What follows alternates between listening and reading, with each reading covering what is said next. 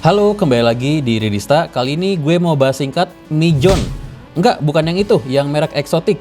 Nah, iya yang ini, Exotic Mizone. Motor ini harganya kayak sepeda listrik loh, tapi sebelum kita bahas, buat yang baru mampir, langsung subscribe ya. Klarifikasi, motor ini nggak ada hubungannya sama minuman Mizone ya. Dari sisi desain, ini ala-ala motor matic, depannya mirip Smooth Tempur yang pernah kita bahas, belakangnya mirip Volta 401 yang juga pernah kita bahas. Cuma bedanya kali ini ada senderan buat penumpang, kalau kalian nggak suka pastinya bisa dilepas. Exotic Mizone tersedia dalam 3 warna, yaitu kuning, merah, dan putih. Untuk paket pembeliannya, selain dapat kunci biasa, ada remote keyless-nya juga buat nyalain dan matiin motornya. Ada fitur alarm anti malingnya juga, jadi kalau ada yang coba bawa kabur motornya, dia akan keluarkan suara yang kencang dan ban belakang akan mengunci. Kita juga dapat buku panduan dan garansi, informasinya cukup detail, ada garansi 15 tahun untuk frame atau rangka, 10 tahun untuk dinamo, 2 tahun untuk controller, dan 1 tahun untuk baterai. Exotic Mizone menggunakan dinamo hub drive BLDC 1000 watt. Sebagai perbandingan, VRQ1 yang sering dipakai driver ojol itu dinamonya juga hub drive BLDC tapi 800 watt. Buat yang belum tahu, yang dimaksud hub drive adalah dinamo yang posisinya di ban belakang. Lalu BLDC adalah teknologi dinamonya, cara kerjanya kayak dinamo kipas angin. Mizone dibekali 4 mode kecepatan yang kita bisa ganti dengan pencet tombol yang ada di samping hand grip kanan. Untuk ganti modenya bisa dalam kondisi jalan, nggak harus berhenti dulu.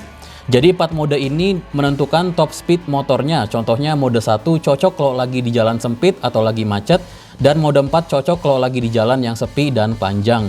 Cuma yang gue kurang suka tuh model yang baru menggunakan tombol yang dipencet. Artinya ganti modenya hanya bisa naik. Jadi kalau gue lagi di mode 3 dan gue mau turun ke mode 2, gue harus pencet tombolnya 3 kali. Sekali untuk naik ke 4, pencet lagi dia kembali ke 1, lalu pencet lagi untuk naik ke 2. Setahu gue Mizone ini ada 2 keluaran ya. Yang keluaran lama justru menggunakan tombol yang digeser, tapi cuma 3 mode. Keluaran yang baru ini menggunakan tombol yang dipencet.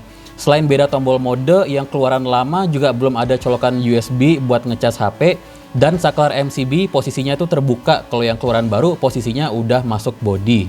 Tombol-tombol lainnya sama seperti motor lain pada umumnya, pastinya ada tombol lampu jarak dekat dan jauh beserta tombol sen dan klakson. Di bawahnya ada tempat untuk kita naruh minuman, dan di sini juga ada colokan USB buat ngecas HP. Di bagian tengah ada hook buat gantungan gorengan atau belanjaan, dan sebelah kanan ada kunci kontak. Selain untuk nyalain dan matiin motornya, juga untuk kunci stang dan buka jok. Berat motor ini sekitar 96 kg, sebagai perbandingan VRQ1 beratnya 88 kg dan Honda Vario beratnya sekitar 112 kg. Dimensi motornya ya seperti motor matic pada umumnya, dan daya angkutnya disarankan maksimal 150 kg.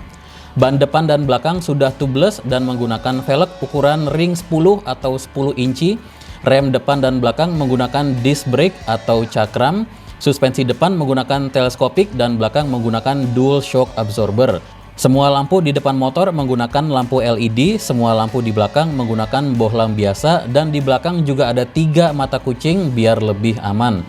Baterainya menggunakan SLA atau lebih dikenal sebagai aki kering dengan spek 48 volt 32,2 ampere hour yang terdiri dari 4 baterai 12 volt.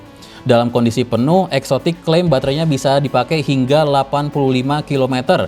Pastinya tergantung beberapa faktor seperti medan jalan dan berat beban, tapi lumayan lebih jauh dibanding motor listrik lainnya di kelasnya yang biasanya bisa hingga 60 km. Di sini kalian juga bisa lihat selain bagasi yang cukup luas, ada saklar MCB. Fungsinya sama seperti yang ada di kotak listrik rumah, yaitu untuk memutuskan arus listrik jika terjadi konslet.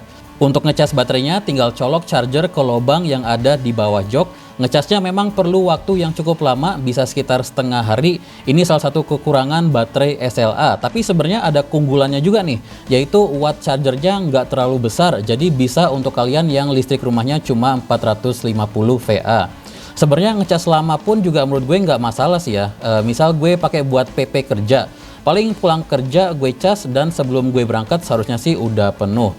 Untuk indikator baterainya menggunakan yang model 4 garis. Di sini juga ada speedometer, odometer, trip meter, dan ada indikator mode speed yang aktif. Jadi saat kita pertama kali nyalain motornya, dia akan masuk ke mode P atau parking, dimana kalau kita gas throttle-nya, motor nggak akan jalan. Kalau kita udah siap jalan, tinggal pencet rem kanan atau kiri sekali, dan huruf P akan berubah ke speedometer, artinya udah siap jalan. Nah, tadi gue bilang ini harganya kayak sepeda listrik. Jadi saat kita rekam video ini, Exotic Mizone dibanderol harga sekitar 12 juta OTR atau on the road. Artinya sudah termasuk biaya urus STNK, plat nomor, dan lain-lain untuk DKI Jakarta. Menurut gue untuk motor kelas eksotik sih udah cukup terjangkau ya. Tapi karena ini TKDN-nya sudah tembus 40%, motor ini berhak mendapatkan subsidi pemerintah 7 juta. Gue dapat info katanya bulan September nanti akan ada berita besar mengenai subsidi ini. Dan kalau kita manfaatkan subsidi pemerintah tadi, motor ini harganya cuma 5 jutaan aja, dan itu sudah termasuk STNK, plat nomor, dan lain-lain. Oke, kayaknya udah gue bahas semua ya. Kalau kalian suka konten seperti ini, like videonya, subscribe biar nggak ketinggalan video berikutnya. Gue Dimas Setiawan, see you in the next video.